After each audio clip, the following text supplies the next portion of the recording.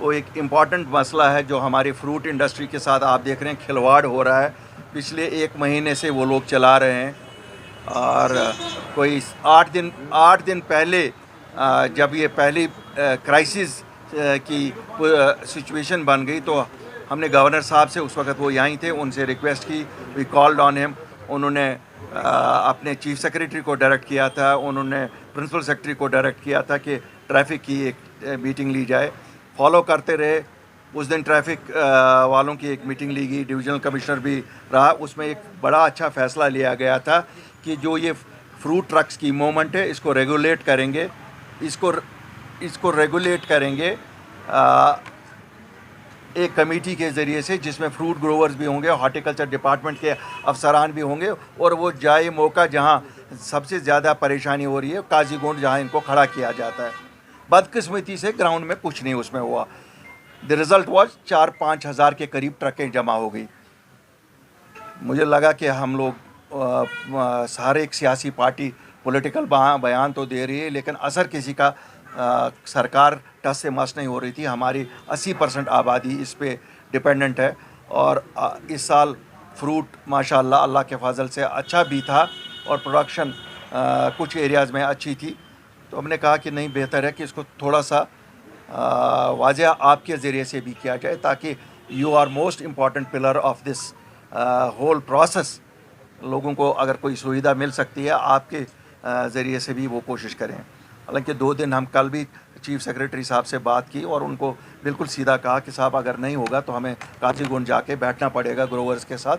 तो फिर we don't want law and order कोई प्रॉब्लम आप लोगों के लिए क्रिएट हो जाए। मैं शुक्रगुजार हूँ, कल उन्होंने पर्सनल इंटरेस्ट लेके डिविजनल कमिश्नर साहब नितेश्वर साहब से कल दिन में बात करके रात को उन्होंने मुझे कंफर्म किया they have cleared entire backlog. मेरा सिंपल सा सवाल है, एक तो शुक्रिया है उनको, अगर कल वो बैकलॉग क्लियर कर सके तो पिछले 15 दिन से क्यों नहीं कर रहे थे? इसका मतलब है this is possible. If they mean they can clear the backlog, they can give preference to movement of trucks. हमारी गुजारिश है हाथ जोड़ के एडमिनिस्ट्रेशन को कि जम्मू कश्मीर के लोग बहुत मुसीबत में इस वक्त पिटे हुए हैं। आप एक ही सेक्टर को ना देखें कि टूरिस्ट आपको नज़र आ रहा है यहाँ डल में या गुलमर्ग या पहलगाम में। एक छोटी सी परसेंटेज उस पर डिपेंडेंट है। 70% आबादी हार्टिकल्चर पर डिपेंडेंट है। इन लोगों के इस फ्रूट की मूवमेंट को प्रायोरिटाइज़ किया जाए कि हर दिन ऐसा ही प्रायोरिटी पे मूवमेंट उनको किया जाएगा, नंबर 1। नंबर 2, आप जैसे जानते होंगे कि दिल्ली के मार्केट में जिस पेटी की हमारे रेट आज हमें 900, 1000, 1200 मिलना चाहिए, आज वो 600-700 रुपये में जा रही है। अब कहा जाता है जी जनाब एक ही दिन ये ट्रकें बेचते हैं, ये बेचते हैं। चलो एक पार्ट तो वो हम भी सॉल्व करेंगे। फ्रूट ग्रोवर्स ने भी ये किया कि they will regulate the supply. लेकिन जो इंपोर्ट हो रहा है, बराए करम इंपोर्ट ड्यूटी बढ़ाइए, और जिन मुल्कों से आप लाना चाहते हैं, जैसे आप अफ़गानिस्तान से ला रहे हैं या कहीं से ला रहे हैं, देखिए ज़रा अफ़गानिस्तान में इतना सेब हो भी रहा है कि नहीं जो आप अफ़गानिस्तान के नाम पे ला रहे हैं ड्यूटी फ्री। बुनियादी तौर वो ईरान से आ रहा है और हमारे लोगों को खसारा देने के लिए उसे इस्तेमाल किया जा रहा है। मैं तो गवर्नमेंट ऑफ इंडिया से अपील करूंगा कि आपको एक तो ड्यूटी का नुकसान किया जा रहा है, ये तो सीधी चोरी की जा रही है, इवेजन हो रहा है। आए दिन हम देखते हैं एनफोर्समेंट डायरेक्टरेट बड़ी एक्टिव है, रोज़ सुनते हैं NIA वहाँ एक्टिव है, एनफोर्समेंट डायरेक्टर, तो बराए करम इस पर भी एक्टिवेट हो जाए। ये ज़रा देखिए, ये अमृतसर से जो सेब आ रहा है, कहीं ये भी तो नहीं आपको कोई क्रॉस बॉर्डर ही है। इसमें अगर ड्यूटी इवेजन हो रही है, सीधी चोरी हो रही है, और हम आइडेंटिफाई कर रहे हैं कि साहब ये आपका अफ़गानिस्तान का सेब नहीं है, ईरान का सेब आ रहा है, तो हमें क्यों नहीं कोई सुन रहा है?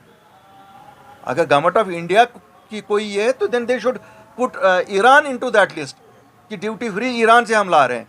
अगर वैसी बात नहीं है, फिर इन जो लोग ला रहे हैं, चोरी कर रहे हैं ड्यूटी की, उनको पकड़ लें।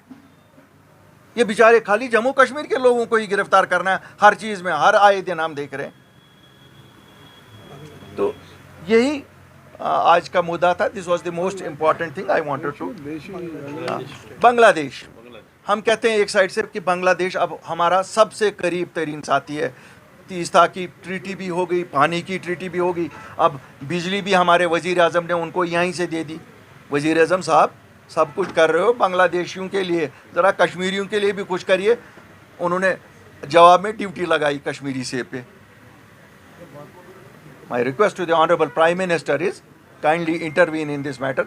The Prime Minister can only intervene in it and ask the counterpart in Bangladesh that since we treat them as a most favored nation, let them also treat at least this poor state as a most favored product और हमारी economy में भी थोड़ा सा फ़र्क हो जाएगी और उनको भी सस्ता मिलेगा, उनके लोगों को भी सस्ता मिलेगा सेब।